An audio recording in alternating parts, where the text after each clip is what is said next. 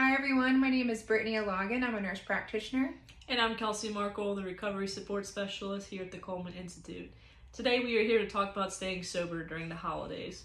The holidays are usually a time of excitement and different emotions, so it's important to prepare yourself. Being in recovery from a substance use disorder is such a great achievement, but there are certain challenges one can face during the holidays. So today we're here to talk to you about some ways you can manage your sobriety during this time. The first would just be to recognize any triggers, so knowing if any people or places are triggering to you and also knowing when to walk away from a situation.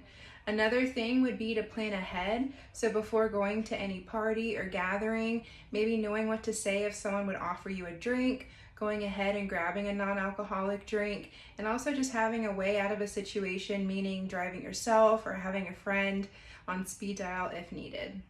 You should also be surrounding yourself with support at this time. You should continue attending any meetings that you are in the community, maybe even trying to increase the amount of meetings you're attending every day or even every week. You should also call supportive friends, family, or a sponsor during times of cravings or in a bad situation.